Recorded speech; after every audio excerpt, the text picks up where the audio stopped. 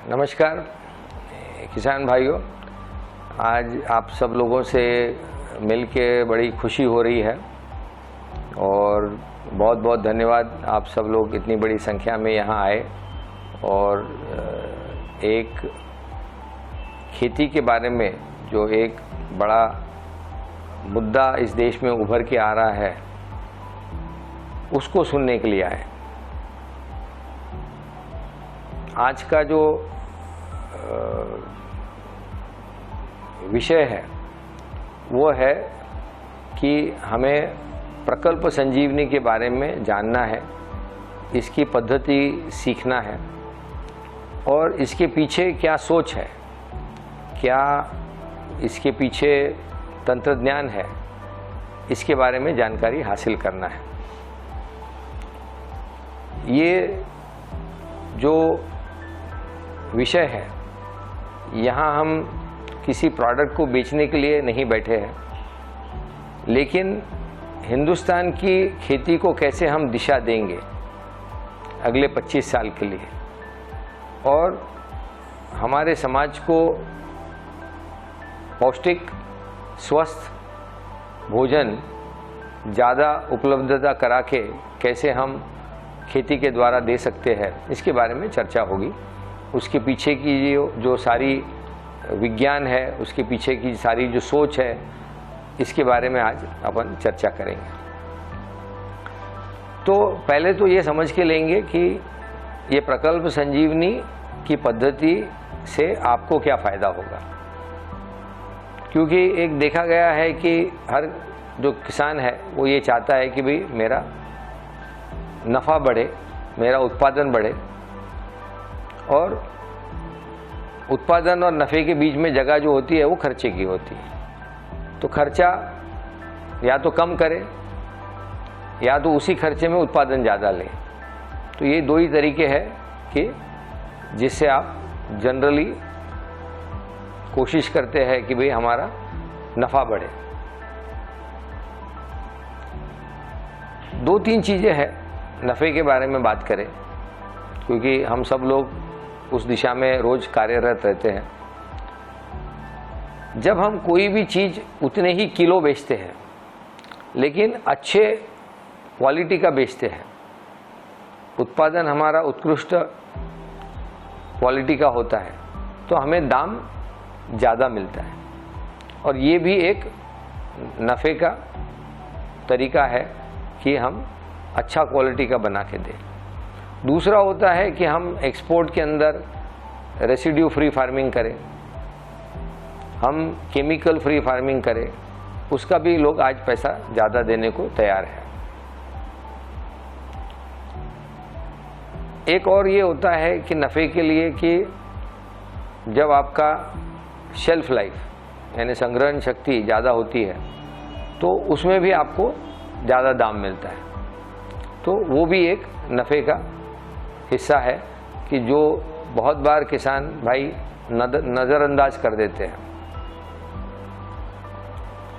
और एक जो आज मेरे ध्यान में आया हुआ है कि जिसके बारे में अपन प्रकल्प संजीवनी में बात करेंगे, कि जो हमारा मूल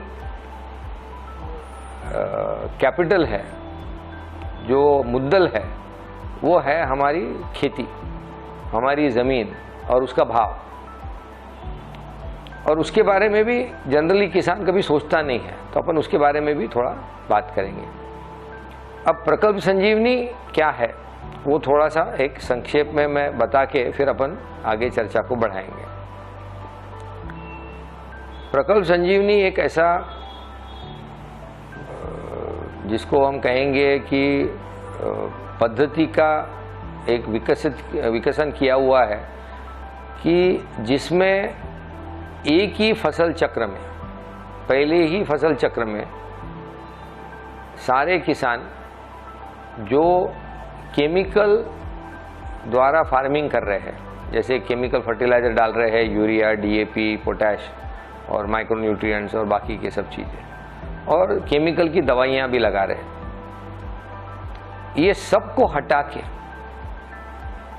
इसके जगह पे हम बायोलॉजिकल न्यूट्रिएंट के लिए बायो फर्टिलाइज़र जैसे माइकोराइज़ा, जैसे एनपीके, जैसे जिंक, जैसे बाकी के भी जो स्पीशीज़ होते हैं, फंगल स्पीशीज़ होते हैं, ट्राइकोडर्मा हो या और भी कुछ हो, इनका उपयोग करके हम बायो न्यूट्रिएंट की जो पद्धति है उसको अपना कर और जो नैसर्गिक जिसको हम कहेंगे दवाइयाँ हैं उनका उपयोग करके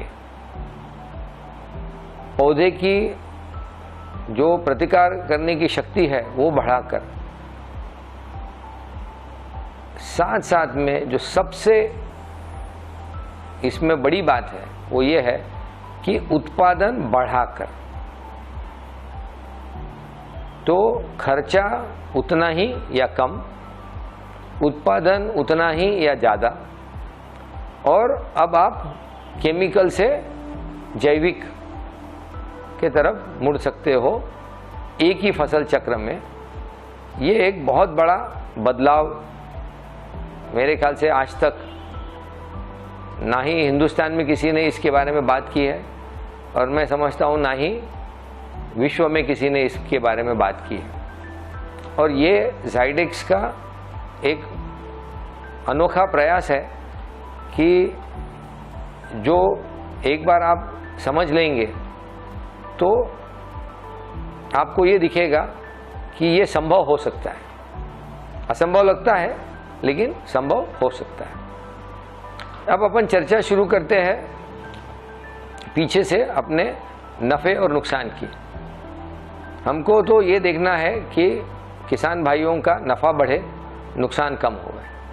तो पहला नुकसान जो होता है वो होता है कि हमारी जो खेतों की जो उत्पादक शक्ति है, हमारे खेतों की जो तबीयत है, ये केमिकल के अतिरिक्त जो अति उपयोग है उससे ख़राब होते चले जा रही।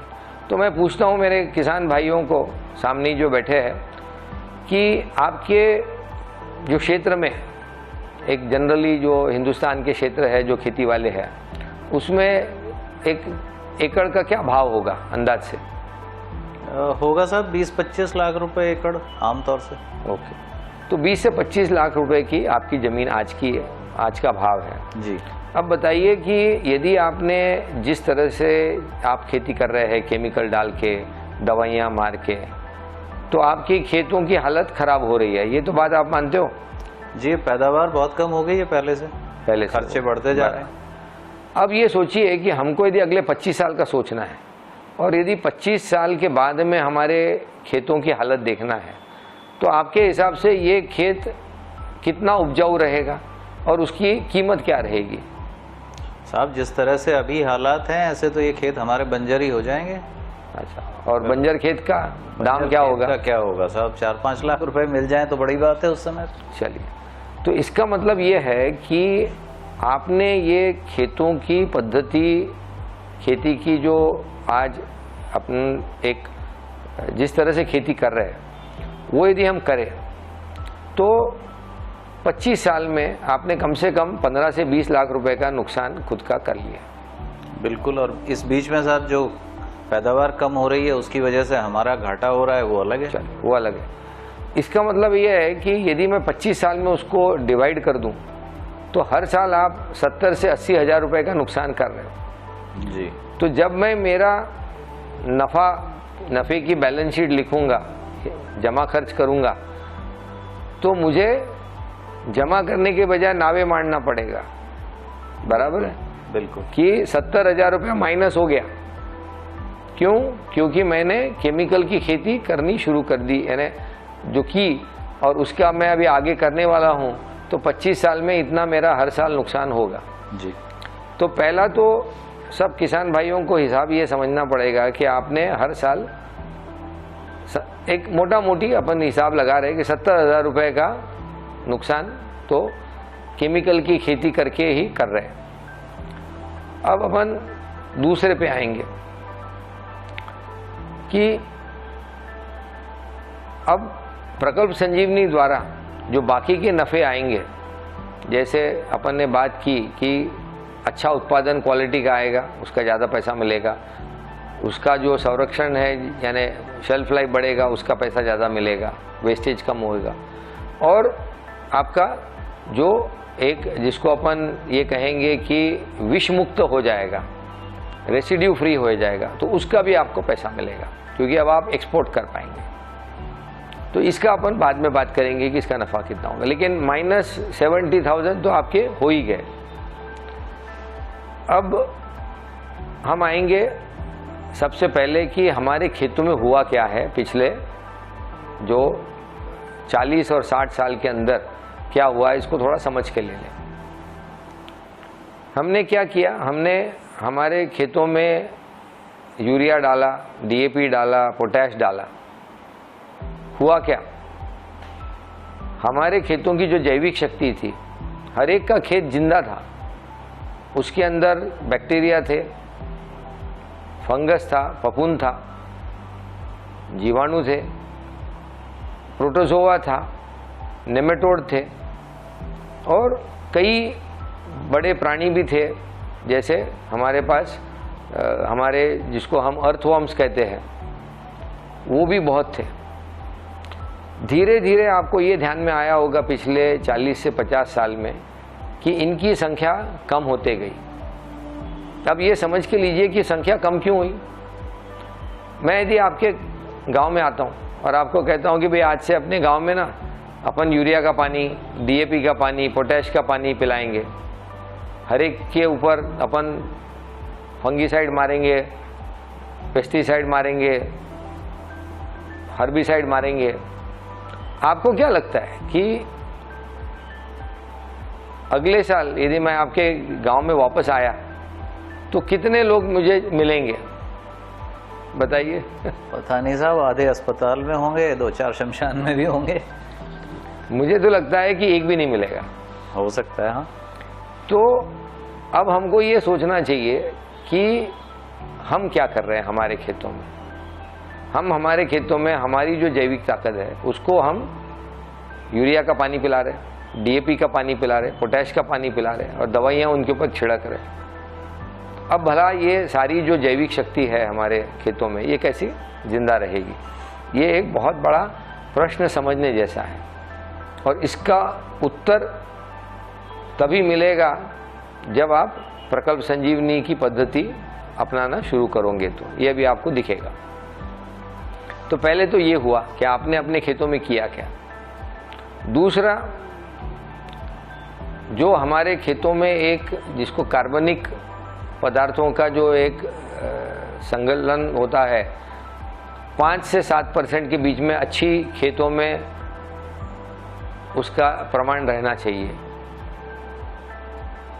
तो जिसको हम मिट्टी कहेंगे वो है क्ले, सैंड और सिल्ट, और जिसको हम खेत कहेंगे वो है ये सब मिट्टी और जैविक ताकत। तो इन दोनों के अंदर यदि ये जीवों को खाने के लिए ऑर्गेनिक कार्बन नहीं है तो वो जिंदा नहीं रह सकते। पीने के लिए पानी है नहीं है तो वो जिंदा नहीं रह सकते। हवा अंदर बाहर नहीं जा सकती है तो वो जिंदा नहीं रह सकते। और इसीलिए अपने को कार्बन के ऊपर, स्टेबल ऑर्गेनिक मैटर के ऊपर ध्यान देना पड़ता है और ध्यान देना चाहिए। आज हमारे हिंदुस्तान में इसकी काफ़ी कमी हो गई है और इसको हमको ठीक करना ही पड़ेगा। और ये भी प्रकल्प संजीवनी में से अपन सीखेंगे कि इसको कैसे ठीक करना है। आज हमारे खेतों में आप बताइए कि आपकी मिट्टी नरम है या कड़क है, क्या लगता है? बहुत कड़क है साहब, बहुत कड़क। दूसरा बताइए कि आपकी मिट्टी हवादार है या दबी हुई है? नहीं, अब तो बहुत ज़्यादा मेहनत लगती है उसको खोदने में, जुताई करने में भी। तो इसका मतलब दब गई है पूरी? दब गई है पहले से, बिल्कुल। ठीक है। तो यदि आपकी खेती कड़क भी है, दबी हुई भी है, अब सवाल ये आता है कि आपका खेत सांस लेता है? सांस लेने के लिए जगह ही नहीं है। जगह ही नहीं है। अब ये सोचिए कि सांस लेने के लिए यदि आपको खेत के लिए परेशानी है तो आप जैविक जीव उसके अंदर कैसे बढ़ा सकते हो? है ना तकलीफ? बड़ी तकलीफ है साहब, लेकिन करें क्या? करें क्या? अब ये देखिए कि यदि मैं आके पूछूं आप सब लोगों को कि क्या खेत की मिट्टी नरम और हवादार करने का कोई तरीका, कोई प्रोडक्ट ऐसा आपने देखा है क्या आज तक? या कोई बाजार में मिलता है क्या कि जिसको आपको डालने से ये हो जाएगा? कोई है ऐसा? तो कोई नहीं है, अभी तो कोई नहीं है साहब। अब यहीं पे सारी जो कहानी है जाइडेक्स की और प्रकल्प संजीवनी की, वो यहीं से शुरुआत होती है कि दुनिया में पहली दफ़े एक ऐसा अद्भुत आविष्कार जाइडेक्स ने किया है कि जिससे किसान पहले ही फसल चक्र में, पहले ही महीने में ये जो जाइटोनिक टेक्नोलॉजी प्लेटफॉर्म है, इससे बने हुए सारे जो बायो फर्टिलाइजर्स है वो डाल के आप इसको ज़मीन को नरम, भुरभुरी, हवादार कर सकते हो। तो इसका मतलब ये है कि अब हमारा खेत सांस लेने लगेगा। तो ये एक बहुत बड़ा बदलाव हमको लाना है हमारे खेतों में, जो सही बदलाव है। अब ये हो गई कि ये आज की सारी जो हमारी व्यथाएं हैं, हमारे जो क्वेश्चन है, हमारे जो परेशानियां हैं वो है। इसमें एक जो सबके ध्यान में लाने जैसी चीज़ है कि आपको ये शायद पता है या नहीं पता है, मुझे नहीं मालूम, लेकिन हमारे इसमें फफूंद का एक बहुत बड़ा अहम रोल होता है खेती में। जो बैक्टीरिया होता है उसको हमको एक रखना होता है, जैसा 1 किलो हो गया, उसके सामने फफूंद कम से कम 3 किलो होना चाहिए, 1 का 3।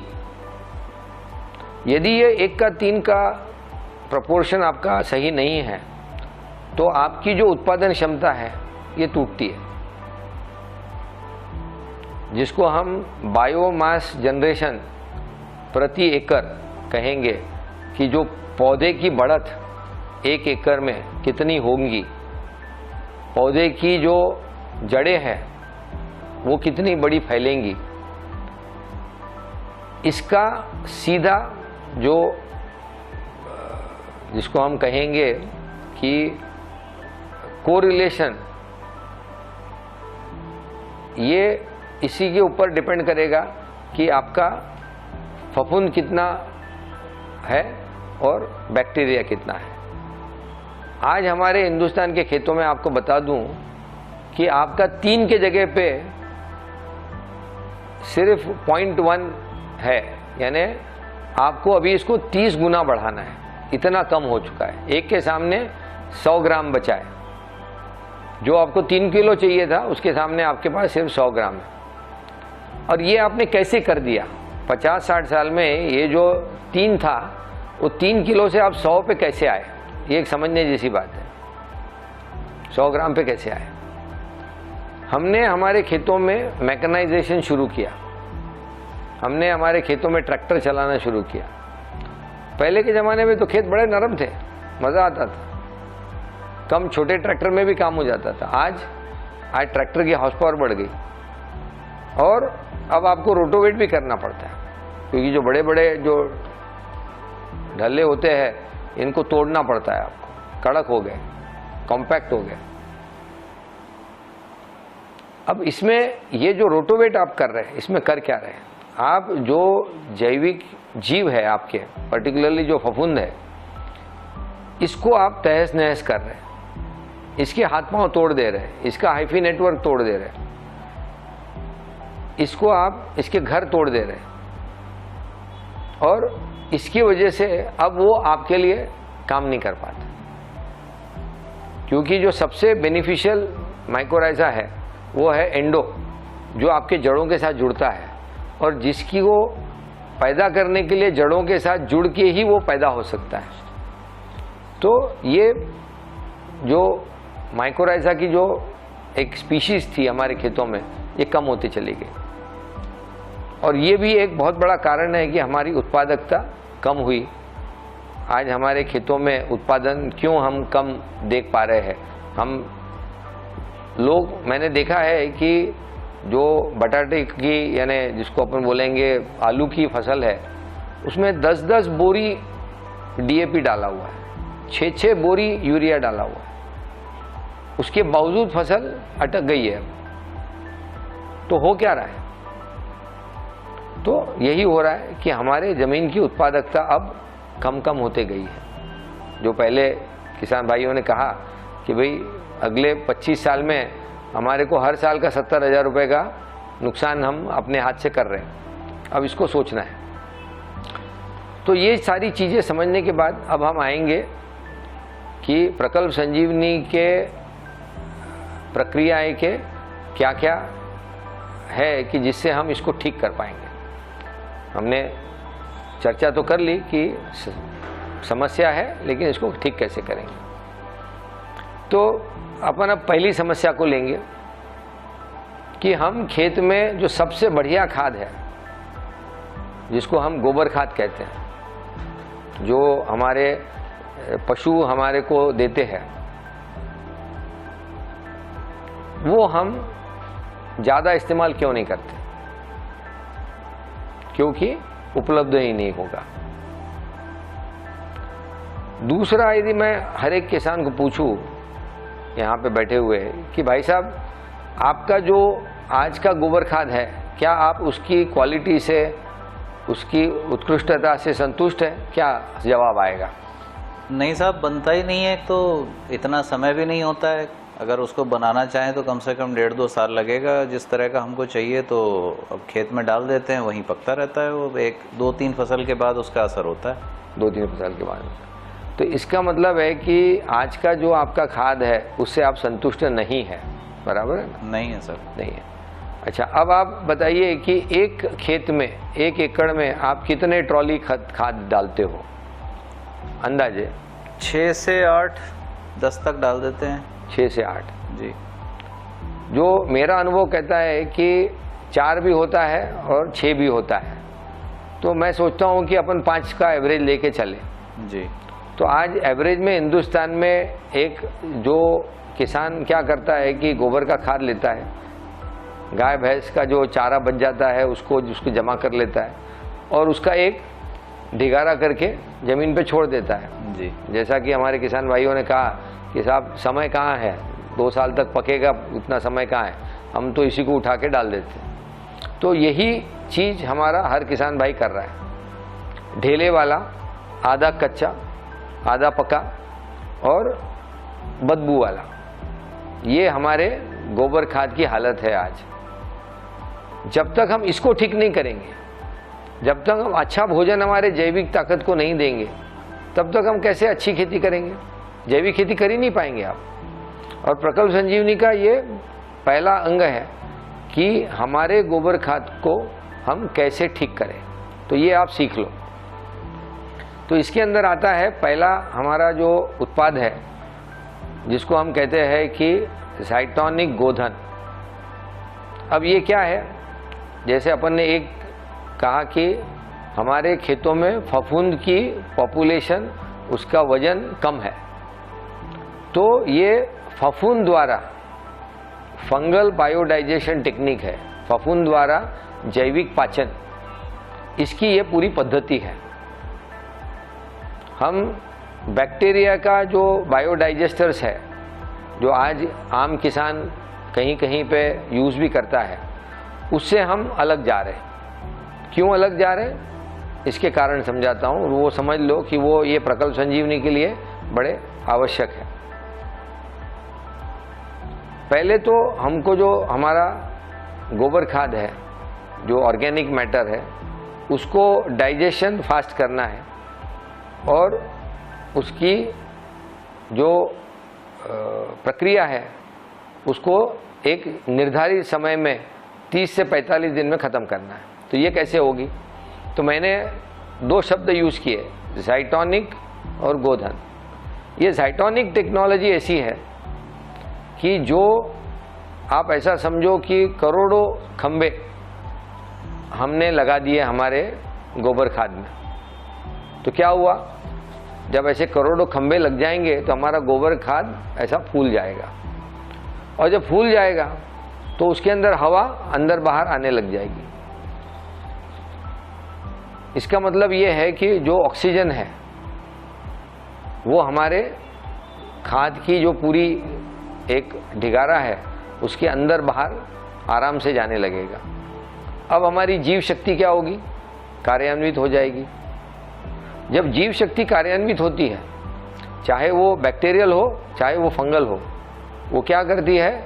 जो भी बायोमास है, जो भी हमारे खेत का कूड़ा कचरा है, जो भी गोबर है, उसको पचाना शुरू करती है, उसको ह्यूमस में, ऑर्गेनिक मैटर में कन्वर्ट करना शुरू करती है। और ये जो ह्यूमस बनता है, ह्यूमिक सब्सटेंसेस बनते हैं, इनका कलर काला होता है। एक किसान को इंट्यूटिवली पता है कि साहब जो गोबर खाद अच्छा काला है वो अच्छा जी। तो वो क्यों अच्छा? क्योंकि उसके अंदर ह्यूमस और ह्यूमिक सब्सटेंसेस जो होते हैं, पदार्थ जो होते हैं, वो ज़्यादा। अब ये क्यों इंपॉर्टेंट है आपके लिए, ये भी समझ के ले लो। ये एक न्यूट्रिएंट एक्सचेंज का काम करते हैं। जैसे हमारे एक नर्स होती है, हम अस्पताल में जाते हैं, एक हमको लस लेना होता है, हमको एक इंजेक्शन लेना है, तो बॉटल में से निकाल के हमारे शरीर में डालने के लिए नर्स की ज़रूरत होती है। ऐसे ही हमारे ज़मीन में जो न्यूट्रिएंट्स पड़े हैं, इनको यदि हमको जड़ों को देना है, उसके लिए ये ह्यूमस और ह्यूमिक जो पदार्थ है, ये न्यूट्रिएंट एक्सचेंज का काम करते हैं। यदि ये नहीं रहेंगे तो इधर से उधर होगा ही नहीं। इसीलिए एक किसान को पता होता है कि जब मैं काला अच्छा पचा हुआ गोबर या अच्छा वर्मी कंपोस्ट डालता हूं तो मैं ये ताकत को बढ़ाता हूं, न्यूट्रिएंट लेने की ताकत को बढ़ा रहा हूं। इसको हम अंग्रेजी में कैटायन एक्सचेंज कैपेसिटी कहे, एनायन एक्सचेंज कैपेसिटी कहे, उससे भी हम इसको डिस्क्राइब कर सकते हैं। तो यदि हमने फफूंद द्वारा जैवपाचन किया तो सबसे बड़ा फायदा ये होता है कि वो ऑर्गेनिक जो हमारा बायोमास है उसको ह्यूमस और ह्यूमिक में कन्वर्ट करता है प्रेफरेंशियली। हमारा जो बैक्टीरिया वाला है वो नहीं कर पाता, वो नाइट्रोजन फिक्सिंग करेगा, फास्फोरस रिलीज करेगा, पोटेशियम रिलीज करेगा, एक्चुअली बायोमास को खा जाएगा और उसको CO2 में कन्वर्ट कर देगा। उसमें हमको उतना फायदा नहीं मिलता जितना हमको फफूंद जैवपाचन में मिलता है, क्योंकि हम उसको ह्यूमस और ह्यूमिक में कन्वर्ट कर रहे हैं, और ये हमारे खेतों के उत्पादन के लिए बहुत ज़रूरी है। तो ये एक बार समझ में आ जाए तो पॉइंट नंबर 1। इसके एक और जो जिसको कहेंगे कि फायदे हैं हमारे किसान भाइयों के लिए, आप एक देखिए कि जब आप बैक्टीरियल बायोडाइजेशन करते हो तो बैक्टीरियल 5 गुना ज़्यादा ऑक्सीजन लेता है। जो फंगल स्पीशीज़ है वो सिर्फ 1 ही गुना लेते हैं। जनरली अपने को एक पता है, जो ज़्यादा ऑक्सीजन कंज्यूम करेगा वो ज़्यादा हीट यानी गर्मी ज़्यादा उसके शरीर में से आएगी। तो जब भी हम एक फफूंद द्वारा जैवपाचन करेंगे तो हमारा जो गर्मी है वो उतनी ज़्यादा बढ़ती नहीं है, जो एक अच्छा है। दूसरा ये है कि जो ऑक्सीजन की रिक्वायरमेंट है वो भी कम लगेगी, तो वो भी अच्छी बात है। तीसरी, जो हमने उसमें जगह कर दी, अब इसमें पानी का संग्रह कर सकते हैं। तो आपको करना क्या है? करना यह है कि 200 लीटर पानी लेना है, उसमें 2 किलो ज़ाइटोनिक गोधन को घोलना है, और अच्छे से घुलने के बाद में फिर इसको जो 1 टन गोबर का जो खाद, जो आधा पका आधा कच्चा है, जिसके अंदर 30% 20% खाने का कचरा भी मिला हुआ है, इसके अंदर आपको भिगो देना है। इसका जो नमी का जो प्रमाण है, जिसको हम मॉइस्चर कंटेंट कहेंगे, इसको 20 और 30% के करीब रखना है। 35 के ऊपर नहीं और 20 से कम नहीं। यदि आपने ये कर दिया तो अब ये आपका पानी भी ये खाद का जो आपका ढेर है इसके अंदर पकड़ के रखेगा। तो जैविक शक्ति को पीने के लिए पानी भी हो गया। अब इसको आपको ढक के रखना है। तो खेतों में जो कचरा होगा उससे भी ढक सकते हो, ताड़पत्री होगा उससे भी ढक सकते हो, प्लास्टिक होगा तो प्लास्टिक से भी ढक सकते हो। ढकना क्यों है? क्योंकि जो इसके अंदर पानी है वो उड़ना नहीं चाहिए, क्योंकि हम अपन खड्डे के अंदर तो डालते नहीं हैं। आज देखिए, जो सही जैव पाचन का तरीका है वो तो खड्डे में डाल के करने का है। अब मुझे बताइए, आप उतरने को तैयार हो, आपकी बीवी उतरने को तैयार है, और आपका जो खेत का मजदूर है वो भी उतरने को तैयार है? कोई नहीं है।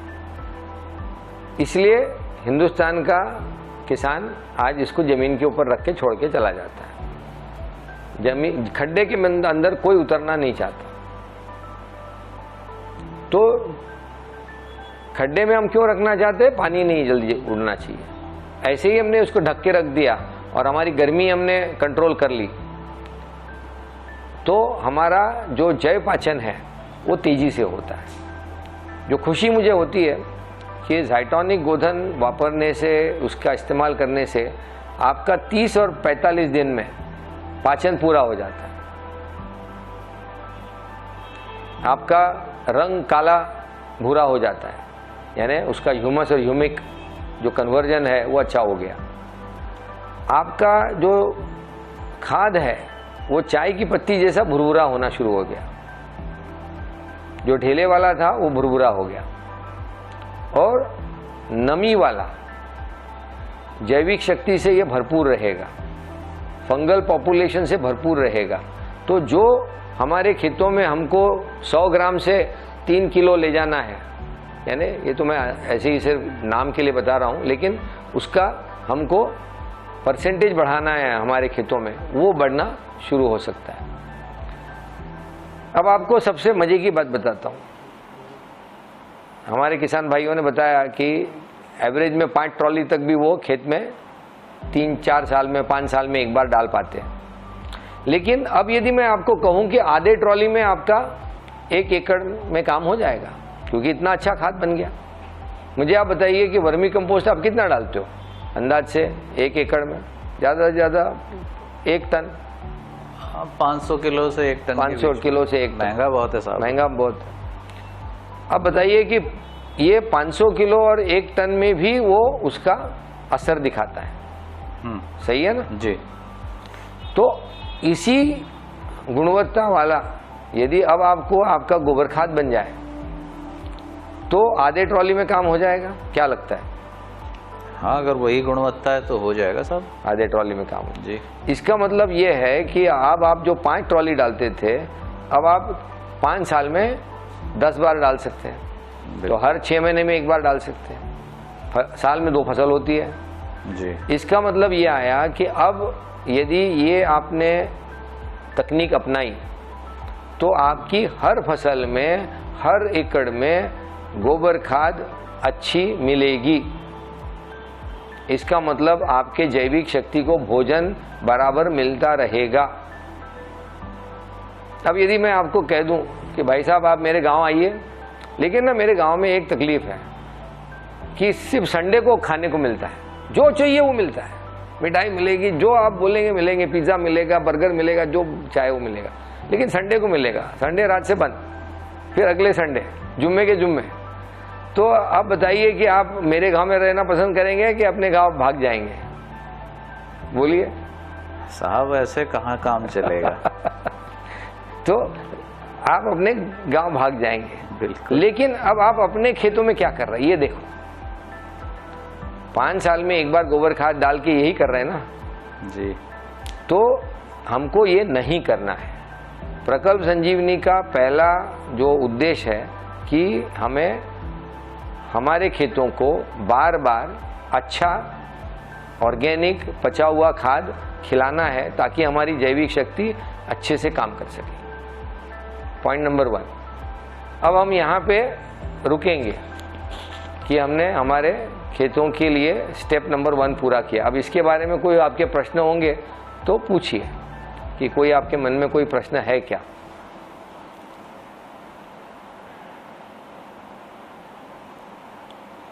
नहीं, अगर ये संभव है साहब तो फिर तो बहुत अच्छी बात है हमारे लिए। वाकई हमारे खेत सुधरने की एक अपेक्षा हमको हो रही है। एक बताता हूँ मैं, यदि हमने 100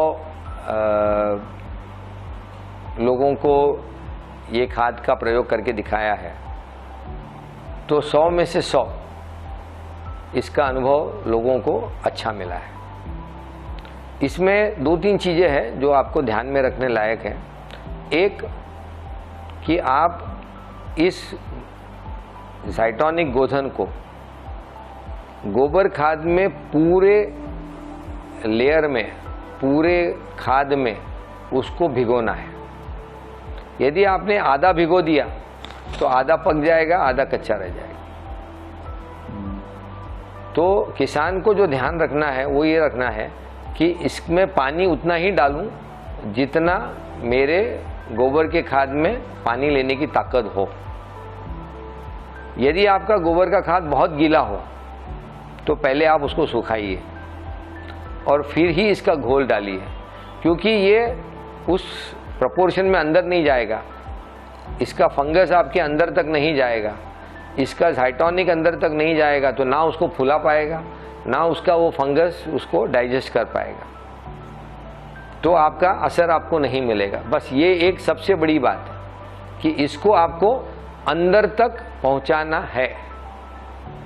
तो या तो आप घोल ठीक से पिला के उसको पिलाओ। बहुत बड़ा यदि आपके पास 50 ट्रॉली, 100 ट्रॉली, 200 ट्रॉली का माल होगा तो उसको फैला करके उसके ऊपर पाउडर फैलाओ और उसके ऊपर पानी धीरे धीरे मारते रहो, तो धीमे धीमे ये घुल घुल करके अंदर चला जाएगा और आखिरी में उसमें खड्डे करके उसके अंदर इसका घोल डाल दो और उसको पूरा सैचुरेट कर दो। और नीचे में कीचड़ नहीं करना है।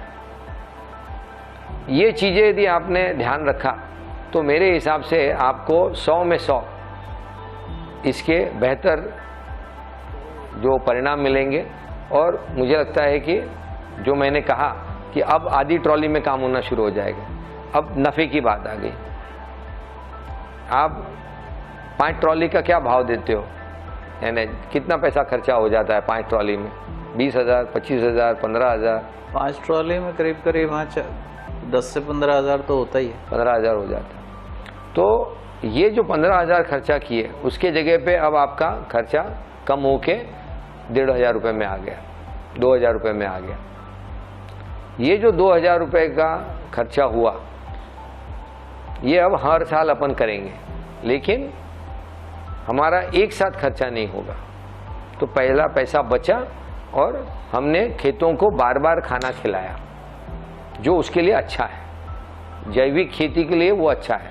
प्रकल्प संजीवनी के लिए ये बड़ा अहम एक कदम है कि जो किए बिना आप प्रकल्प संजीवनी कर ही नहीं सकते। तो जो भी किसान यहाँ पे बैठा है वो यदि मुझे कहे कि साहब मुझे तो गोबर खाद में इंटरेस्ट नहीं है, मुझे तो उसको अच्छा पाचन कराने में इंटरेस्ट नहीं है, तो उसने प्रकल्प संजीवनी का प्रयोग करना नहीं चाहिए। एकदम क्लियर है। तो ये करना सबसे ज़रूरी है। चलिए अभी अपन दूसरे चरण पे आते। और कोई सवाल तो नहीं ना? तो इसमें मान लीजिए हमारे पास गोबर की खाद उपलब्ध नहीं है और हम वर्मी कंपोस्ट डालना चाहते हैं, तो इसके माध्यम से भी क्या हम प्रकल्प संजीवनी कर सकते हैं? हाँ, आप वर्मी कंपोस्ट यदि आप 1 टन डालना चाहते हो तो उससे भी आप कर सकते हो, उसमें कोई दिक्कत नहीं है, क्योंकि वो अच्छा खाद है, बढ़िया खाद है, सिर्फ महंगा है जी। तो पैसे ज़्यादा लगेंगे, नफ़ा कम हो जाएगा आपका। क्योंकि उसमें क्या होता है कि जब हम केचुओं से ये खाद बनाते हैं तो केचुओं को पहले तो गोबर खिलाना पड़ता है, फिर उसमें से ये निकलता है, फिर इसको हमको अलग करना पड़ता है, फिर इसको छानना पड़ता है, फिर सुखाना पड़ता है। तो उसके अंदर पैसे, मैन पावर यानी मजूरी और उसका जो पूरा प्रोसेस है वो काफ़ी समय लगता है, इन्वेस्टमेंट भी लगता है जी। और ये तो हमारा ऐसे ही रुपया 1.5 रुपये में माल बिकता है जी। आज का जो कच्चा गोबर है वो 2 रुपये में हम बेच देते हैं हाँ, किलो के पीछे। तो 1000 रुपये में यदि हमने 500-600 रुपये का ज़ाइटोनिक गोथन डाल दिया तो हमारा 5-6 हज़ार रुपये जैसा वर्मी कंपोस्ट जैसा खाद बन गया। इसका मतलब हर किसान का 1 टन के पीछे 4 से 4.5 हज़ार रुपये का फ़ायदा हो सकता है जी। अब ये फ़ायदा है ना, फ़ायदा नहीं हुआ, जेब में नहीं आया, लेकिन नोशनल फ़ायदा है, लेकिन अच्छी चीज़ हुई खेत के लिए। हर बार डालने सके आप, हर बार तो डाल नहीं सकोगे वर्मी कंपोस्ट जी। 1 टन, तो ये डाल पाएंगे आप, तो इसलिए ये ऐसा होता है। और कोई सवाल इस पॉइंट के ऊपर? चलिए, तो अब अपन आते हैं दूसरे चरण पे। दूसरा चरण क्या है कि हमको हमारे खेतों में जो मिट्टी कड़क हो गई है, जो दब गई है, जैसा हमारे किसान भाइयों ने कहा, इसको नरम करना है, इसको खुला करना है, इसको हवादार करना है। तो एक ऐसे करेंगे, तो हमारे पास 3 उत्पाद है जिसका हम रिकमेंडेशन करते हैं। ज़ाइटोनिक एम यानी माइकोराइजा युक्त FCO प्रमाणित, ज़ाइटोनिक NPK यानी जिसमें nitrogen fixing, potassium mobilising bacteria है और फास्फोरस सॉल्युबलाइजिंग बैक्टीरिया है। ऐसे NP और K हम एक कंसोर्शियम है, ये भी FCO प्रमाणित है। और एक जिंक मोबिलाइजिंग बैक्टीरिया भी देते हैं, ये भी FCO प्रमाणित है। अब ये 15, 6 और 2 किलो इस प्रोपोर्शन में मिला के हमको, ये हमारे आधे ट्रॉली में खाद में मिला के हमको खेत में फैला देना है। अब ये 15, 6, 2 क्यों? हमको हमारे खेतों में फंगस का प्रमाण ज़्यादा करना है। हम ही ऐसी कंपनी है कि जो माइकोराइजा को 15 किलो डलवाने के लिए कहती है, क्योंकि हमको पता है कि हमारे हिंदुस्तान के खेतों में फंगस की बहुत आज कमी पड़ रही है, हमको उसको बढ़ाना है, इसलिए 15 किलो डालना है। दूसरा, NPK का भी ज़रूरत है, क्योंकि यदि हमको केमिकल न्यूट्रिएंट से बायो न्यूट्रिएंट की तरफ आना है तो हमको यही न्यूट्रिएंट बायोलॉजिकल फॉर्म में देने की ताकत आनी चाहिए, जो ये बैक्टीरिया करते हैं।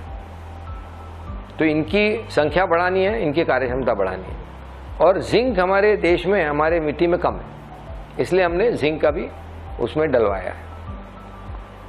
अब ये जब 23 किलो चला जाएगा खाद में और ज़मीन में 6 इंच तक आप रोटोवेट कर दोगे।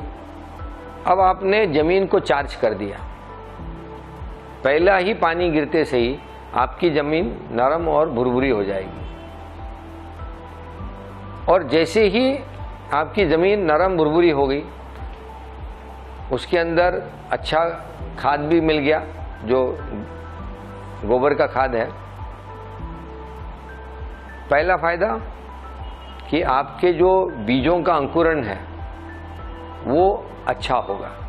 अब मैं यदि आपको पूछूं कि आज आप 100 बीज लगाते हो तो आपके जो रासायनिक पद्धति से जो खेती करते हो उसमें कितने बीज जनरली अंकुरित होते हैं और उनके पौधे जनरली आपके खेतों में खड़े रहते हैं एक 15 दिन के बाद या महीने भर के बाद? अंदाजे 100 लगाएंगे आप तो कितना होता है? लगभग मान के चलिए साहब, बचते तो 70% के आसपास ही हैं। 70%, यानी 100 में से 70 जी, 30 मर जाते हैं या अंकुरित ही नहीं होते। हाँ, बराबर कुछ अंकुरित नहीं होते हैं, कुछ समय से पहले मर जाते हैं। तो इसका मतलब ये है कि आपका 30 पौधों का नुकसान हुआ जी। अब मैं आपको जो बताना चाहता हूँ कि यदि आपने जैवपाचित गोबर लिया, आपने यदि जो हम कहते हैं कि 15-6-2 का प्रमाणित ज़ाइटोनिक का बायो फर्टिलाइज़र उसमें मिक्स किया, तो आपका अंकुरण और आपकी पौधे की जिंदा रहने की क्षमता 95% तक मिनिमम रहेगी। मिनिमम यानी ये 100 की तरफ भी जा सकती है। अब आप देखिए, हिसाब लगाएंगे अपन कि 70 और 95, 25 का डिफरेंस आया। जी।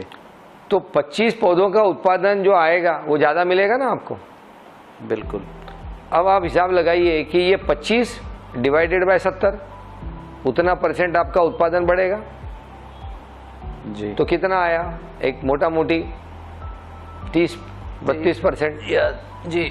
बराबर। जी। ओके।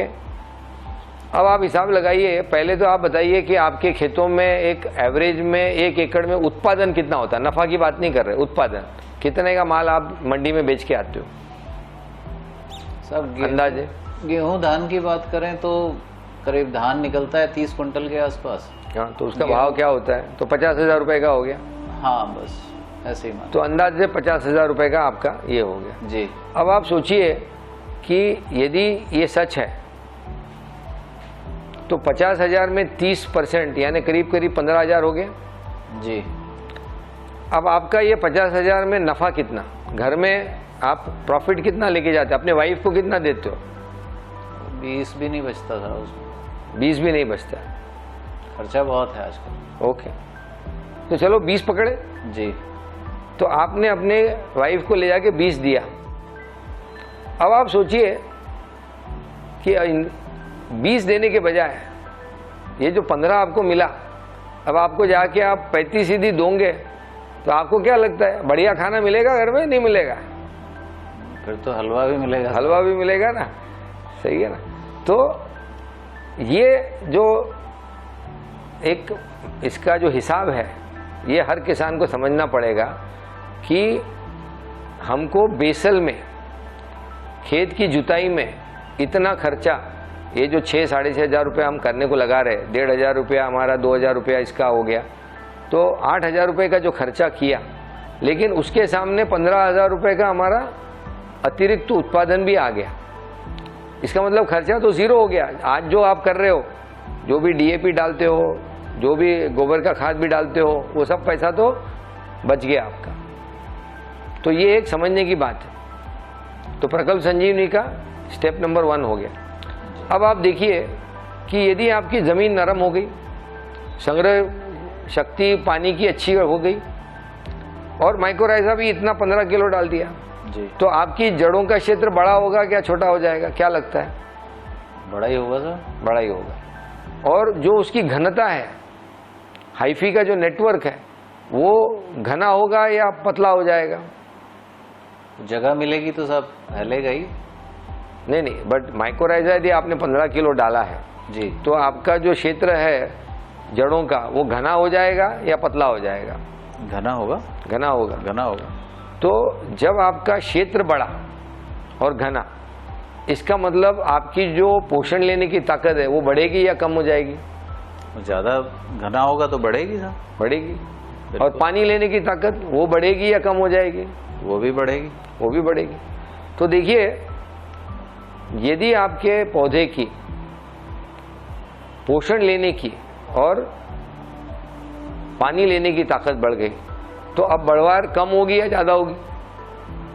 अगर पोषण अच्छा मिलेगा, पानी मिलेगा, तो पौधा बढ़ेगा। बढ़ेगा। बढ़िया बढ़ेगा। और अब इतना पानी डालने की ज़रूरत है क्या? क्योंकि घना बड़ा क्षेत्र है और घना भी है, तो इतना पानी डालने की ज़रूरत है?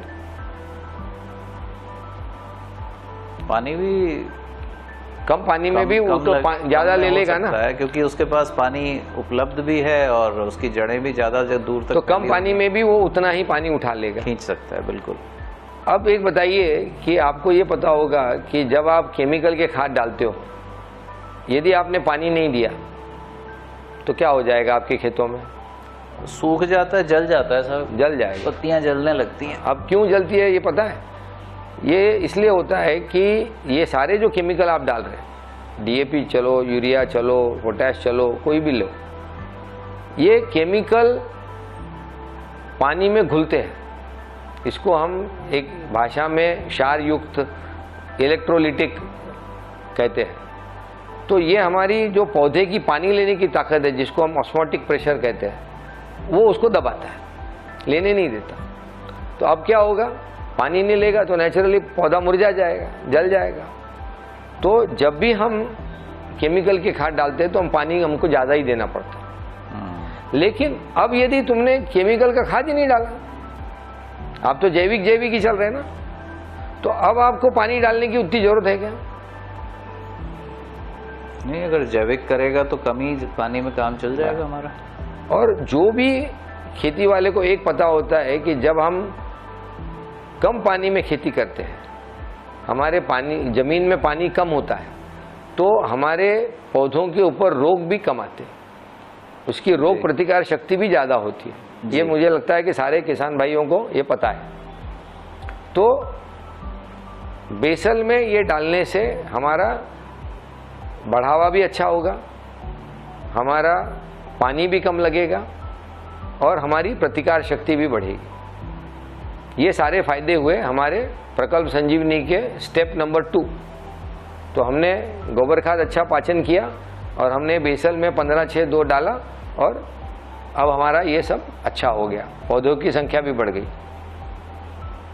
तो ये हिसाब मेरे ख्याल से अब सबके समझ में आ गया होगा जी। अब इसके ऊपर कोई प्रश्न होंगे तो पूछो।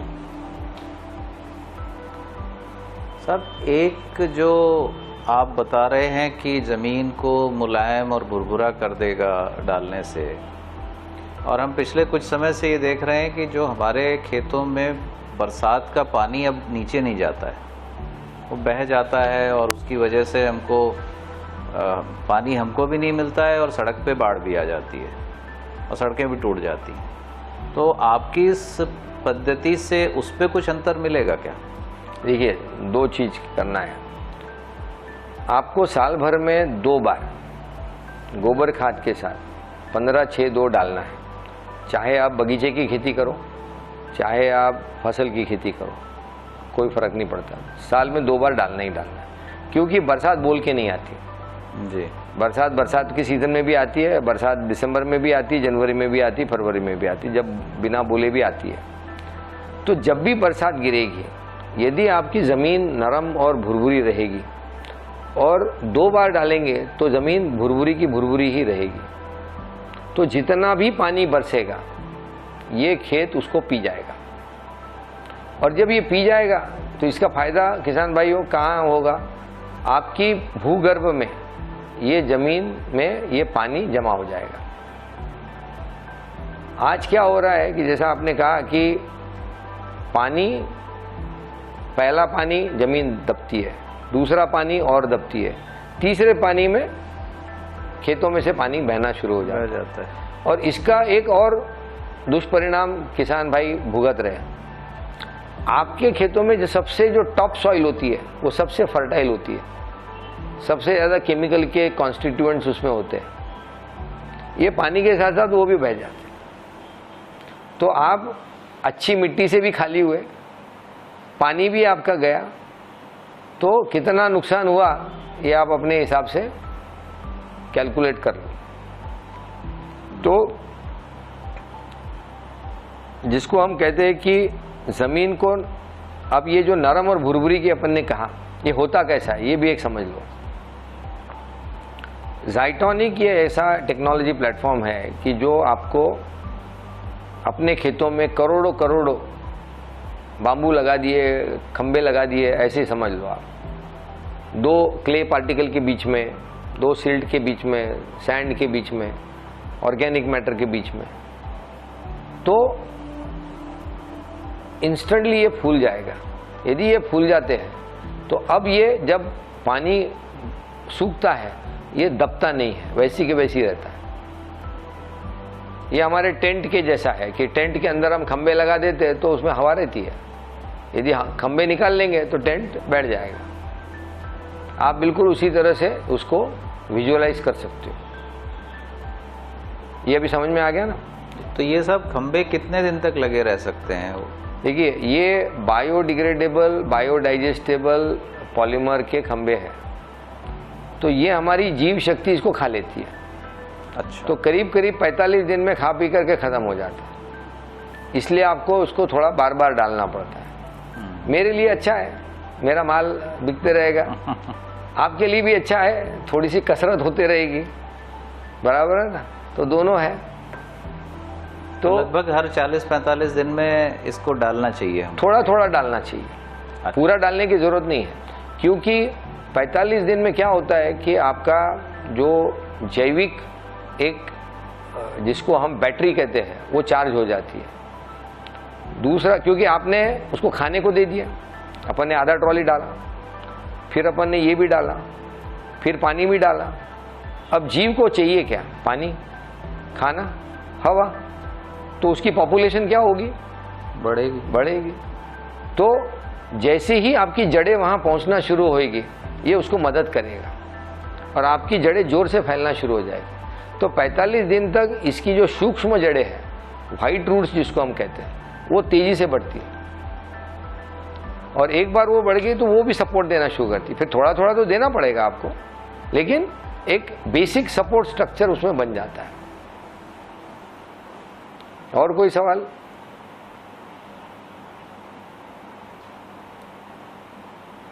चलिए, तो अपन अभी तीसरे जो इसका पहलू है उसके ऊपर देखते हैं। मुझे लगता है कि किसान यहाँ जो बैठा हुआ है वो ये चाहता है कि मेरा पौधा ज़्यादा से ज़्यादा जल्दी से जल्दी बढ़ा, बराबर। कोई ऐसा चाहता है क्या इस यानी संगोष्ठी में कि नहीं नहीं सर मुझे तो छोटा रखना है और मुझे तो धीरे धीरे बड़ा करना है, बराबर है ना? ऐसा तो कोई नहीं है। अब इसको कैसे करना है?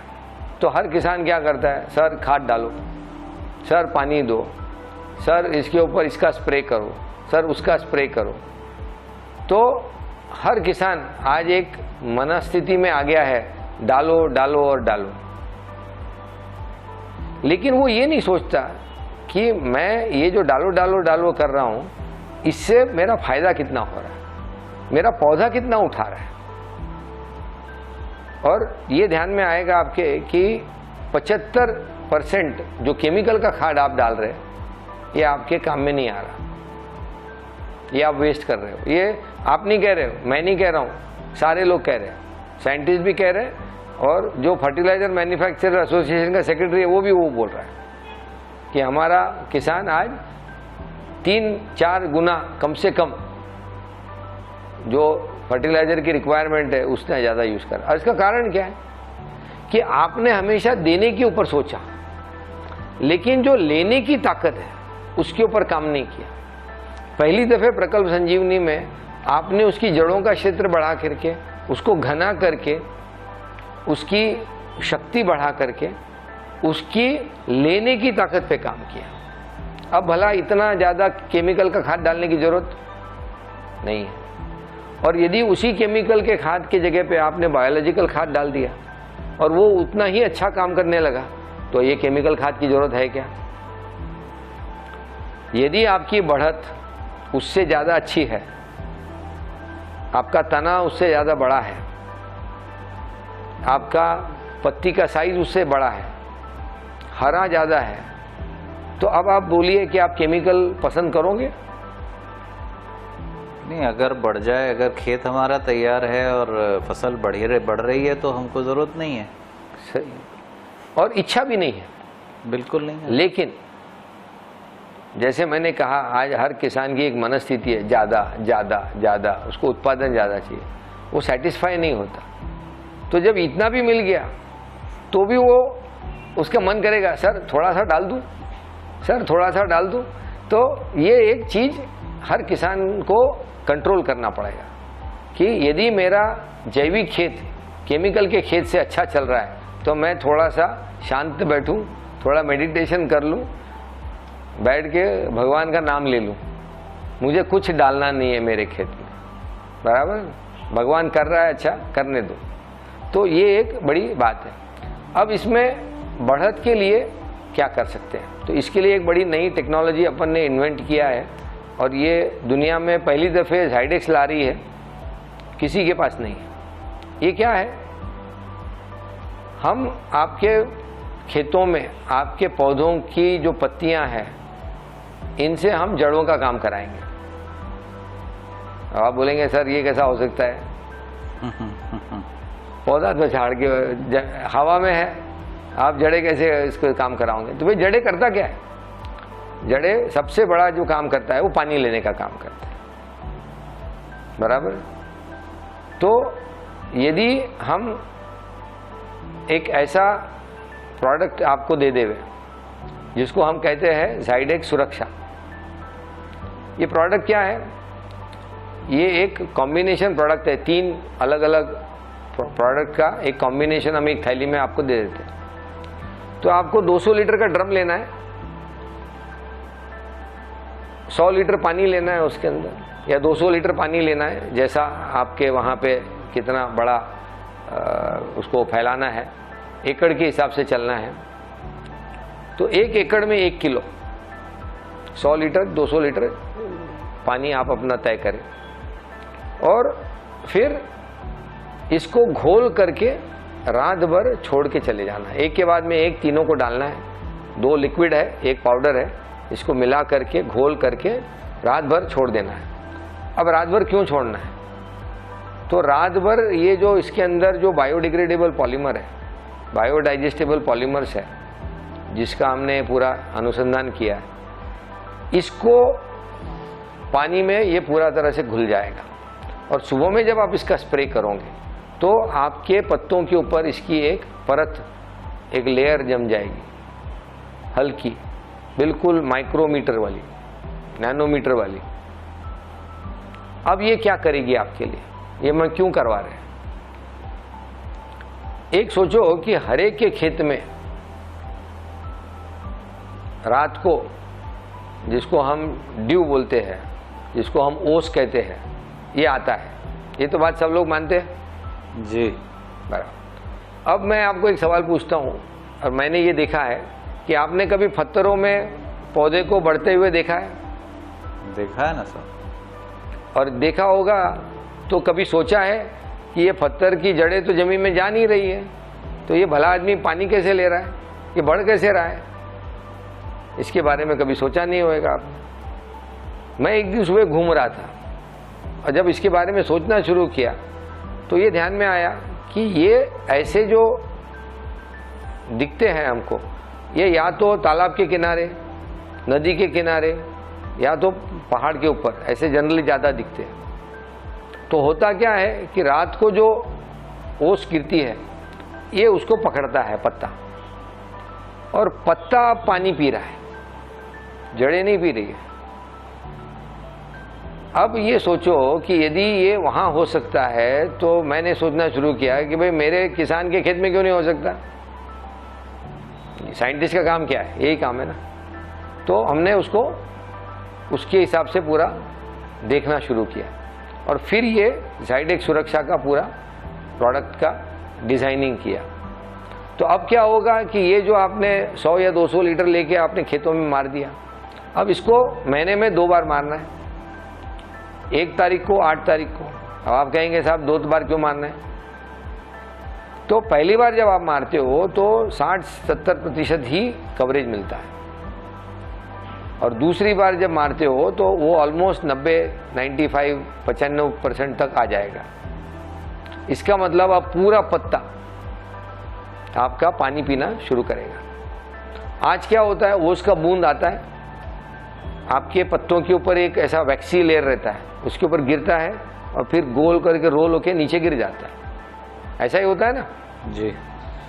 तो आपको ये ध्यान में आएगा कि जब आपका वो ओस का जो बूंद है वो पूरा फैल जाएगा आपके पत्ते के ऊपर, तो पूरा पत्ता उसको पिएगा। दूसरा इसके अंदर बड़ा इंटरेस्टिंग होता है कि रात को जब भाप में से ये ओस बनती है तो आपको ये दिखेगा कि इसमें जो CO2 का परसेंटेज होता है वो ज़्यादा घुलता है, इसकी घुलनशीलता ज़्यादा होती है। तो एवरेज में आपको दिखेगा कि ये पानी में CO2 ज़्यादा होता है कार्बोनिक एसिड के फॉर्म में। तो अभी क्या हुआ, आपके पत्ती में CO2 भी मिल गया, पानी भी मिल गया रात भर में। अब सुबह जब सूर्य भगवान बाहर आके आपके खेतों में आशीर्वाद देने के लिए आए तो सूर्य किरण मिले तो क्या होगा, फोटोसिंथेसिस जोर से शुरू हो जाएगा। इसका मतलब आपका जो शुगर प्रोडक्शन है और शुगर से जो कार्बोहाइड्रेट का प्रोडक्शन है ये बढ़ जाएगा। और जब ये बढ़ता है तो पौधे की ग्रोथ ऑटोमेटिकली बढ़ती है। पौधे का हरापन, पौधे का तजेला।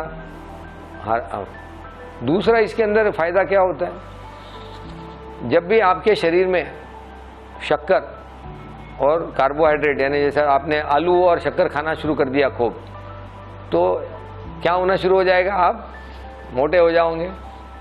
तो मोटे कैसे हो रहे, आपके बॉडी में फैट बन रही है। तो ऐसे ही पौधे के अंदर लिपिड या तो फैट बनने शुरू हो जाते हैं। इसलिए आपको दिखेगा कि आपकी पत्ती भी चमकने लग गई। और ये फैट, ये लिपिड बहुत ज़रूरी है प्रोटेक्ट करने के लिए और नीचे में भी अपना हाइफी का नेटवर्क बढ़ाने के लिए। तो जैसे आप कोई मूंगफली की फसल लेते हो, तेल वाली फसल लेते हो, आपके फ्रूट्स है वो फटते नहीं हैं। क्यों? क्योंकि अब आपके इसमें लिपिड का फॉर्मेशन, ऑयल का फॉर्मेशन ज़्यादा है, आपकी बालियाँ अच्छी होती है। तो ये सारी चीज़ें इससे ठीक होनी शुरू हो जाती है। तो सुरक्षा का जो बेनिफिट आपको मिलेगा कि बरसात में आपने देखा होगा कि आपके खेतों में बढ़त हमेशा अच्छी रहती है। क्यों? क्योंकि आपके, जिसको हम कहेंगे जो मॉइस्चर है, आर्द्रता है, वो अच्छी रहती है। तो आपके जो स्टोमेटाज रहते हैं, आपके जो क्यूटिकल्स रहते हैं, ये खुले रहते हैं, वो उसमें से पानी भी लेते हैं। और बरसात के पानी में भी CO2 ज़्यादा होता है, क्योंकि वही मैकेनिज्म से आता है। तो आप क्या कर रहे हैं कि साल भर जो बरसाती मौसम है वो अपने पत्तों के ऊपर आप मेंटेन कर पा रहे हैं। तो 12 महीने आपने बरसाती मौसम अपने खेतों में अब ले आए। अब बोलिए कि प्रकल्प संजीवनी के इस पद्धति से अब आपकी जो बढ़वार है वो ज़्यादा होगी, कम होगी? ज़्यादा ही होगी सर। और यदि पानी आपने ओस का पी लिया तो आपको इतना पानी नीचे देने की ज़रूरत पड़ेगी? नहीं पड़ेगी। तो इसका मतलब ये आ रहा है कि यदि आपने पानी की संग्रह शक्ति बढ़ाई, जड़ों की बढ़वार बढ़ाई, उसको घना कर दिया और साथ साथ में आपने पत्तों से भी पानी पीना शुरू कर दिया, तो आपका पानी का जो ज़रूरत है, और आपने केमिकल भी हटा दिए, तो पानी आपका कम से कम 50% कट हो जाएगा। और जो किसान कम पानी में फसल निकालेगा उसको ये पता है कि उसका, जिसको हम शेल्फ लाइफ कहते हैं, उसका जो पौष्टिक तत्व है वो बढ़ जाता है। क्योंकि अब उतना ही लेने में जो बाकी के तत्व है, जैसे कैल्शियम होते हैं, मैग्नीशियम होते हैं, सल्फर होता है, वो तो उसी प्रोपोर्शन में आएंगे ना। ज़्यादा पानी दोगे तो कम आएंगे, जब पानी कम होगा तो वो कॉन्सेंट्रेटेड फॉर्म में आएंगे। और ये एक बड़ा इम्पोर्टेंट ये है कि आगे यदि हमारे को, हमारे देश के समाज को, हमारे बच्चों को सेहत अच्छी रखना है, तो जब तक आप उनको पौष्टिक अन्न नहीं दोगे वो कैसे अच्छे होंगे, कैसे खेल कूदेंगे, कैसे ओलंपिक मेडल लाएंगे आपके लिए। तो पौष्टिकता और कम पानी में फसल, इसका एक गहरा संबंध है और ये आपको समझना ही पड़ेगा। और प्रकल्प संजीवनी ये आपको करने में मदद करती है। अब आप सोचिए कि जब आप कम पानी में प्याज पकाएंगे, आलू पकाएंगे और आपने स्टोरेज में डाला, आपको क्या लगता है जब स्टोरेज के बाद माल निकालेंगे तो ज़्यादा माल मिलेगा, कम माल मिलेगा? क्या लगता है? पानी अगर उसमें कम होगा ही नहीं तो पानी जाएगा कहीं नहीं, तो जो डालेंगे वही निकलेगा। और यही हमने देखा है, हमारे जो प्रकल्प संजीवनी वाले किसान हैं उनका अनुभव है कि केमिकल के प्याज 1 टन डाला 850 निकले बाहर, इसमें 1 टन डाला 950 किलो बाहर निकले 3 महीने के बाद। तो ये जो 100 किलो का जो लॉस हुआ, ये तो आपका लॉस ही है, इसकी तो गिनती होना ही पड़ेगा। तो ऐसे ही आपको जब आप कम पानी की फसल बनाओगे तो आपका जो शेल्फ लाइफ है वो भी इम्प्रूव होता है। जब आपके केमिकली अंदर नहीं जाएंगे तो भी वो इम्प्रूव होता है। जैसे केले है, जैसे अंगूर है, जैसे किन्नू है, इसमें भी आपको दिखेगा कि इनके सारे की शेल्फ लाइफ बढ़ेगी। जैसे मैं कहता हूँ इवन गन्ना, हमने तो गन्ने में भी देखा है कि यदि कम पानी में गन्ना आप पैदा करो तो जब कटाई होती है कभी कभी 2-2, 3-3 दिन, 4-4 दिन पड़ा रहता है। फैक्ट्री में ले नहीं पाते क्रशिंग के लिए। वो तो जब क्रशिंग को लेते तभी गिनते, नहीं तो लेते नहीं अंदर, क्योंकि उनको मालूम है कि इसमें पानी उड़ रहा है, उड़ने दो। तो किसान का लॉस चालू है। तो वहां पे भी हमने करीब करीब 7-8%, 10% का फेरफार देखा है। तो प्रकल्प संजीवनी ये कहता है कि वे कम से कम पानी में खेती करो, और वो उसको पद्धति भी वैसी ही अपनाने को बोल रहा है। तो ये हो गया कि बढ़त के लिए अब आपको PGPR, ह्यूमिक एसिड, माइक्रोन्यूट्रिएंट ये सब देने की जरूरत नहीं है। माइक्रोन्यूट्रिएंट क्यों मैं कहता हूँ, क्योंकि जो गोबर खाद मैंने अच्छा आपको पचाने को लगाया उसी में से रिलीज हो गए। सबसे बढ़िया माइक्रोन्यूट्रिएंट का सोर्स क्या है? गोबर का खाद। तो ये एक अपने को देखने जैसी बात है। अब जो आखिरी हिस्सा आया कि सर ये तो सब हो गया, फसल अच्छी हो गई, लेकिन मेरे यहाँ जो रोग आते हैं, मैं जो दवाइयाँ मारता हूँ उसका क्या? उसके लिए आपके पास क्या है? प्रकल्प संजीवनी क्या कहता है? तो हमने जब इसका पूरा विषय का अभ्यास करना शुरू किया तो ये ध्यान में आया कि जब हम एक दवाई मारते हैं तो दवाई यानी क्या है? एक विष है। तो यदि मैंने पॉइजन, एक विष आपके शरीर में थोड़ा सा डाल दिया तो आपका शरीर क्या करेगा? आपका शरीर रिएक्ट करेगा, उसको तोड़ने में लगेगा, क्योंकि उसको पचाना है। तो उसको डिस्ट्रॉय करता है, उसको मेटाबोलाइज करता है ना जी। तो अब आपको ये देखने का है कि ये जो दवाई आपने पत्तों पे मारी तो पत्ता क्या कर रहा है? उसको एब्जॉर्ब कर रहा है। तो आप पौधे के अंदर डाल रहे हैं तो पौधा क्या करेगा? रिएक्ट करेगा, वो उसको तोड़ने की कोशिश करेगा, और यही होता है। 3-4 दिन तक आपका खेत दबता है, ग्रोथ बंद हो जाता है, और आपका जो जिसको हम कहेंगे कि एक पौधा उसके साथ लड़ लुड़ा करके उसको पूरा डिस्ट्रॉय कर देता है। 8वें दिन आप फिर से भाग के चले दुकान में, सर एक और फवारा दीजिए, कर रहे हैं ना? ऐसे ही होता है जी। तो अब इसको रोकना है अपने को, तो कैसे रोकेंगे? तो जब तक हम दवाई को, विष को हमारे पत्तों के ऊपर पकड़ के नहीं रखेंगे ज्यादा देर तक, ज्यादा दिनों तक, तो ये नहीं हो सकता। और इसीलिए हमने एक पूरा प्रोडक्ट का इनोवेशन किया है जिसको हम कहते हैं ज़ाइटोनिक एक्टिव। अब ये जो ज़ाइटोनिक एक्टिव है, ये कैसे आपको उसको विजुअलाइज करना है, कैसे उसको अपने आंखों के सामने लाना है। तो ऑक्टोपस को देखा होगा आपने, तो एक बड़ा पेट होता है, उसके 7-8 हाथ होते हैं। अब ऐसा यदि एक मॉलिक्यूल आपको दे दिया कि जो अपने पेट में ये दवाई को पकड़ लेगा और जाके ये पत्ती को 7-8 हाथों से पकड़ लेगा, तो अब क्या होगा? अब ये जो दवाई है ये पत्ती के अंदर नहीं जाएगी, ऊपर रहेगी, लंबे समय तक रहेगी। धीरे धीरे जाएगी, ऐसा तो नहीं होगा कि कभी नहीं जाएगी, लेकिन लंबे समय के बाद जाएगी। तो उसका जो एक तुम्हारा पौधा जो रुक रहा है वो रुकेगा नहीं, इसका मतलब बढ़त चलती रहेगी, अच्छी बात है। दूसरा जो एक देखने में आया है कि यदि वो पत्ते के ऊपर पकड़ के रखा जहाँ उसकी ज़रूरत है, तो जब वो पेस्ट आता है, जब वो पैथोजन आता है, उसको खाने की कोशिश करेगा तो मर जाएगा, तो ज़्यादा एफिशिएंटली काम करेगा। और तीसरा, वहाँ पकड़ के रखा है तो इसका जो अंतराल है वो बड़ा हो जाएगा, तो अंतराल बढ़ गया और आपका इफेक्टिवनेस बढ़ गया। तो इससे ज़्यादा अच्छा और कुछ हो नहीं सकता। तो ये अभी आपने को समझ के लेना है।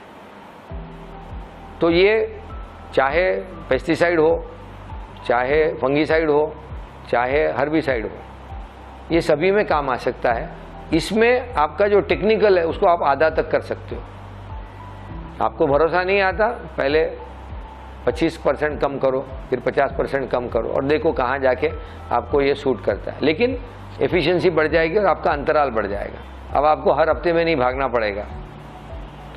अब कई किसान कहेंगे नहीं साहब मेरे को तो कोई इंटरेस्ट नहीं है, केमिकल की दवाई नहीं छांटना है मुझे, तो आप क्या करेंगे? तो इसी आधार पे हमने ज़ाइटोनिक नीम एक्टिव बना दिया और नीम तेल एक नई नैनो टेक्नोलॉजी से हमने बना के उसको तैयार किया।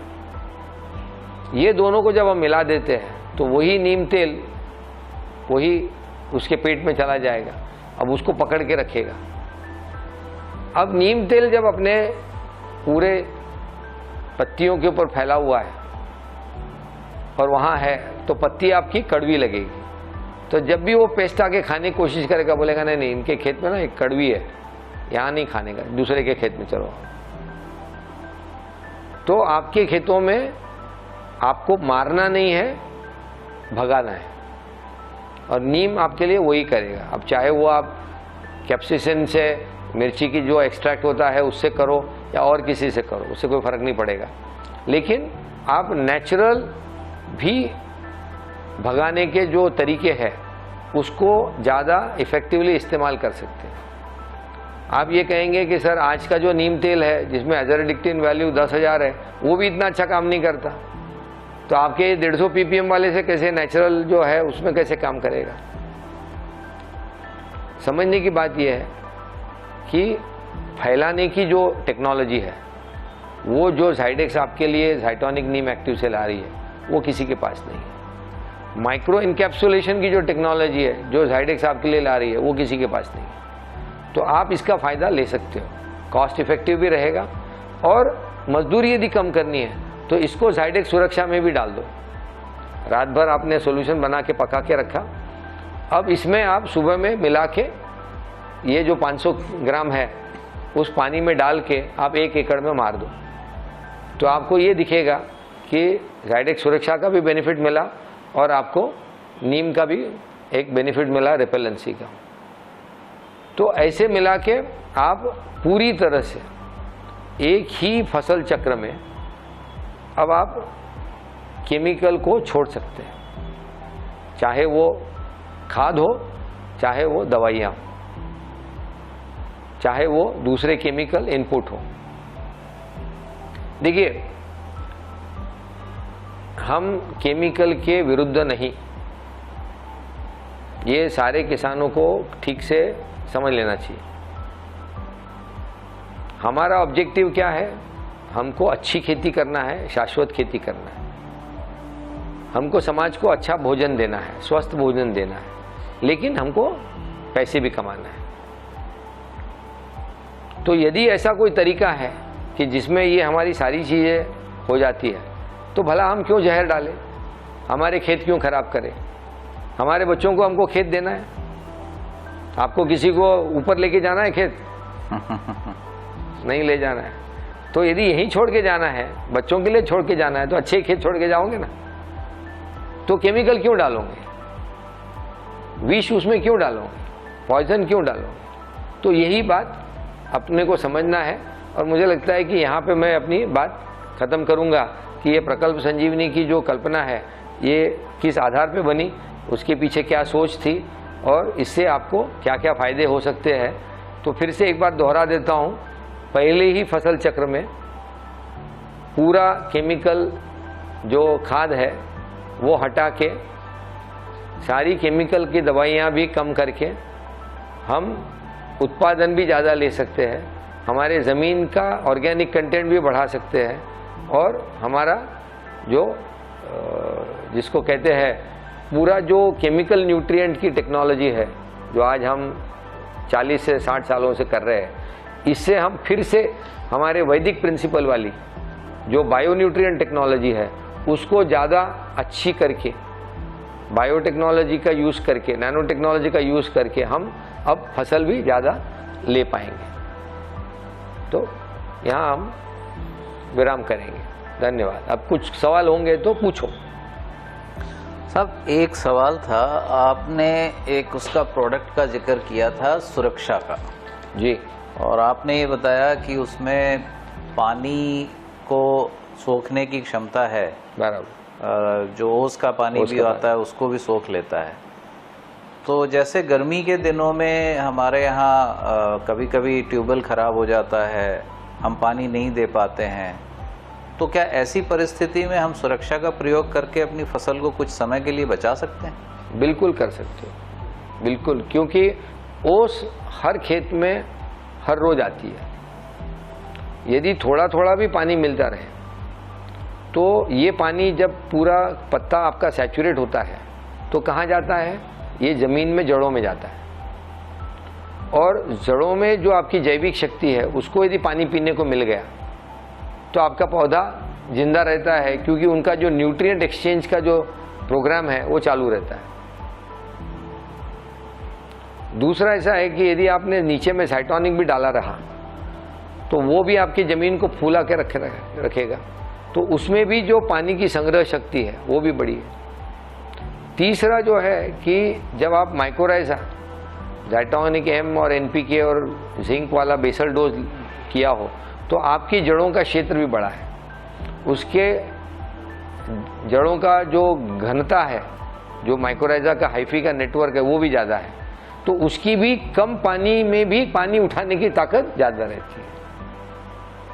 तो ऐसे तीनों कारण हो सकते हैं कि जिसमें आपका जो खेत है, जो लोगों के खेत 1 हफ्ता 10 दिन में मुरझा जाएंगे, आपका खेत 3 हफ्ता 4 हफ्ते तक पकड़ के रखेगा, और जब पानी आ जाएगा तो वो जल्दी रिवाइव करेगा, इनका रिवाइव नहीं करेगा। तो ये भी एक बहुत बड़ी है, हमने बार बार अनुभव किए हैं इसके, और ये सही है जो मैं कह रहा हूँ, ये होगा। तो एक सवाल और था कि आप जैसे इस जाइटोनिक टेक्नोलॉजी के बारे में बता रहे हैं, तो हमारे कुछ क्षेत्र ऐसे हैं जहाँ पे ज़मीन का पानी निकालने की हमारे पास सुविधा नहीं है और नहर भी नहीं है, रेनफेड है, बरसात जिन दिनों में होती है, तो बहुत सा क्षेत्र ऐसा है जिसमें हम एक ही फसल ले पाते हैं साल में, बरसात के दिनों में ले पाते हैं, उसके बाद फिर वो सूख जाता है और पानी होता नहीं है। तो क्या इस पद्धति से हमको ये संभावना बनती है कि हम वहाँ पर दूसरी फसल भी ले सकें, चाहे छोटी अवधि की ले पाएँ? मेरे ख्याल से तो होती है। इसका कारण मैं बताता हूँ। क्या होता है कि जब आप लोग बरसात का पानी देखते हो और यदि आपने खेतों में खाने को अनाज दे दिया, जैविक शक्ति को, जो आपका अच्छा गोबर का खाद है, फिर आपने 15-6-2 करके उसको नरम कर दिया, अब क्या होगा कि सारा जो बरसात का पानी है वो ज़मीन के अंदर सोख हो जाएगा। इस बार आपका पानी बहेगा नहीं, तो ये जो अनाज है और ये जो जैविक शक्ति है ये अंदर तक चली जाएगी और ये पानी भी अंदर तक सोख हो जाएगा। तो जब आप फसल काटोगे सितंबर अक्टूबर में, तब आपको ये दिखेगा कि आपके ज़मीन में अभी भी नरमा, जो नरम पानी की जो नरमाई है वो काफ़ी है, पानी का स्टोरेज अंदर में काफ़ी है। तो जैसे अभी आपने गाय का चारा लगा दिया, जैसे कॉर्न का लगा दिया, जवारी लगा दी, तो वो फसल आ जाएगी पूरे बिना पानी दिए। अक्टूबर नवंबर दिसंबर में वो आपकी दूसरी फसल, एटलीस्ट गाय चारे वाली फसल आराम से आ जाएगी। तो उतना आप पक्का ले सकते हो। और धीरे धीरे ऐसे यदि आप 5 साल तक करते रहे तो आपके ज़मीन में ये जो पानी भरता रहा तो इतना पानी अच्छा हो जाएगा कि धीरे धीरे उसको आप कुआं खोद करके पानी निकाल पाएंगे, फिर आप दूसरी फसल भी निकाल पाएंगे। इतना तक हो सकता है। ट्यूबवेल का पैसा ना हो तो भी आप ये कर सकते हैं।